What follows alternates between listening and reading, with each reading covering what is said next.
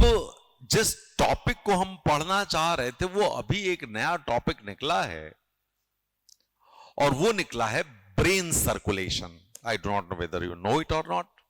Brain circulation अखबार में निकला था, circulatory migration. I am talking about brain circulation. समझ गए कि नहीं समझ गए? समझ गए? ब्रेन सर्कुलेशन क्या है? एक ब्रेन एक जगह से दूसरी जगह। हम अभी लेबर की बात नहीं कर रहे हैं, अब हम यहां की बात कर रहे हैं, क्योंकि वो वाला टॉपिक तो खत्म हो गया। बस इस टॉपिक कौन पढ़ता है? वो सब पढ़ते पढ़ते बहुत जमाने गुजर गए। सोशियोलॉजी में लोग पढ़ लेते हैं। और देखो, सच बात तो ये है, तुमको पढ़ते हुए तुम बहुत नए नए बच्चे हो अभी, तुम लोगों को ये सुन करके भी अच्छा लगा, लेकिन अब एजुकेशन और एकेडमिक्स का स्टैंडर्ड बहुत ऊपर आ गया है। रियलिटी ये है, इसलिए हम तुमसे कहते हैं कि बेसिक तो तुम पढ़ लो। हमारी मजबूरी ये कि हम आपको बेसिक पहले समझाते हैं। माइग्रेशन पढ़ाने के लिए हमने पहले आपको बेसिक समझाया है, उसके बाद हम ब्रेन सर्कुलेशन की बात कर रहे हैं। तो जो ये ब्रेन सर्कुलेशन है, इसका मतलब होता है जो highly skilled and educated individuals हैं। जो माइग्रेशन था उसमें खास तौर से हम किसको पढ़ रहे हैं? Unskilled, semi skilled, illiterate, uneducated लोगों का माइग्रेशन हम पढ़ रहे थे अभी तक। माइग्रेशन है तो सबके लिए, लेकिन एक दूसरा वाला जो कॉन्सेप्ट है, जो हम ब्रेन सर्कुलेशन की बात कर रहे हैं, वो highly skilled, educated, research oriented professionals, इनका जो सर्कुलेशन होता है नेशनली इंटरनेशनली, उसको हम बोलते हैं ब्रेन सर्कुलेशन। मतलब ये हायर, ऊपर वाली पोजीशन की बात हम कर रहे हैं। होता है कि नहीं होता है? इसका मतलब इसमें माइग्रेशन है। ये टेम्पररी भी हो सकता है, गए फिर वापस आ गए।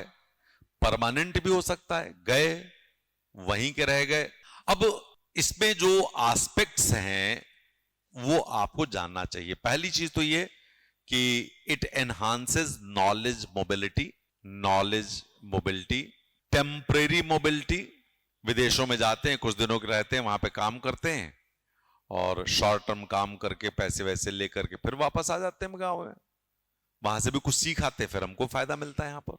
This is temporary mobility. तीसरा, परमानेंट माइग्रेशन भी होता है। उसके पीछे बहुत सारे कारण हैं। आप देखिए, मेरा ख्याल महीने भर, 1.5 महीने पहले बात हो रही थी, कहीं यूएस की बात हो रही थी मेरी, तो वहां पे ये बताया गया कि एक कॉमन इंडियन की जो सैलरी है यूएस में, वो $92,000 है। कॉमन इंडियन की जो सैलरी है वहां पर, वो $92,000 पर एनम है।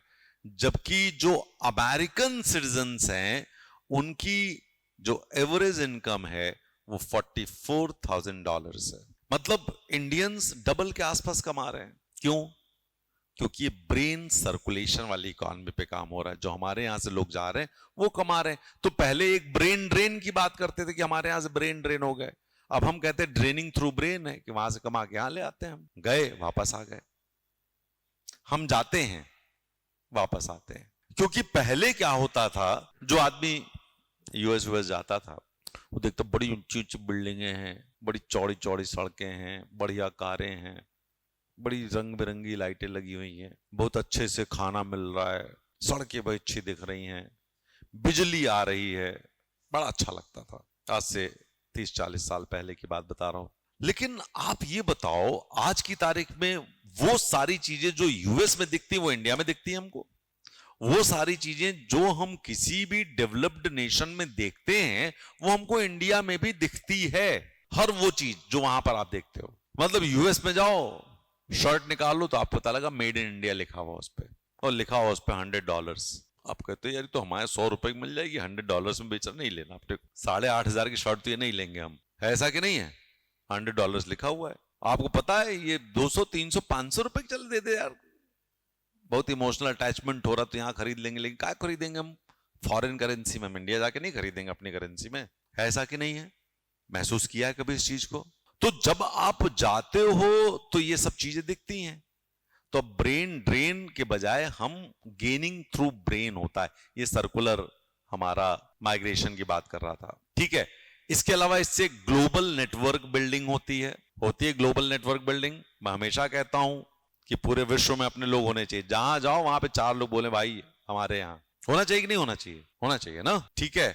इसके अलावा इसके पॉजिटिव चेंजेस जो हम देखते हैं, पॉजिटिव एस्पेक्ट्स देखते हैं, वो नॉलेज ट्रांसफर्स हैं, ग्लोबल इनोवेशंस मिलते हैं, इंटीग्रेशन ऑफ डाइवर्स पर्सपेक्टिव्स है, ठीक है। तो बेसिकली जो हमारी कहानी है वो ये है कि माइग्रेशन अच्छा और बुरा नहीं होता है। माइग्रेशन तो माइग्रेशन होता है, कुछ लोगों के लिए अच्छा हो सकता है, कुछ लोगों के लिए बुरा हो सकता है, चाहे वो माइग्रेट करने वाला व्यक्ति हो, चाहे जहां पर माइग्रेट हो रहा हो वहां के व्यक्ति हो। यदि प्रेशर बन रहा है तो वहां के व्यक्ति को परेशानी हो रही है, बाहर जा रहे हैं आपका एक्सप्लॉयटेशन हो रहा है तो परेशानी हो रही है, ठीक है।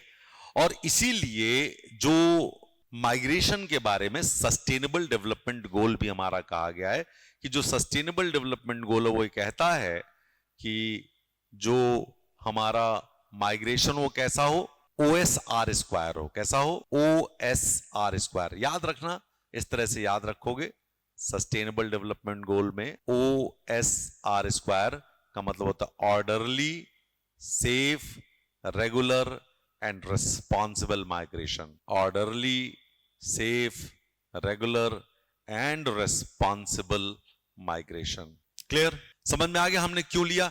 अब तुम्हें हम बता दें, ये MPPSC में भी पूछा जा सकता है, UPSC में भी पूछा जा सकता है, और आपका काम क्या है, यदि ये नहीं पूछा जाता है तो यदि माइग्रेशन पूछे तो तुम इसमें सर्कुलर ब्रेन सर्कुलेशन लिख लेना जरूर से। और यदि कहीं ब्रेन सर्कुलेशन दिया हो तो ऐसा मत करना कि तुमको रौनक की क्लास याद आ जाए। समझ गए मेरी बात को, कि आप जॉलजी लिखने लोगे, ब्रेन में सर्कुलेशन होता है और सर्किट हो जाता तो गड़बड़ हो जाता है, ठीक है। वो वाला ब्रेन सर्कुलेशन नहीं लिखना है अपने को। ये ब्रेन सर्कुलेशन हमारे पॉपुलेशन के साथ जुड़ी हुई चीज, समझ गए, ब्रेन सर्कुलेशन। नहीं तो ब्रेन सर्कुलेशन में तुम लिखो दिमाग में सर्कुलेशन होता है, एक सर्किट होता है, एक उसका बॉस मुन्ना भाई होता है। मुन्ना भाई का दिमाग जो है वो सर्कुलेट करता है सर्किट में, और सर्किट का दिमाग करता है मुन्ना भाई में। ये लिखोगे तो गड़बड़ हो जाएगा, फिर वो तुमको भी सर्किट और मुन्ना भाई समझ देगा, नंबर देगा 0, ठीक है। तो ये भी याद रखिएगा आप लोग।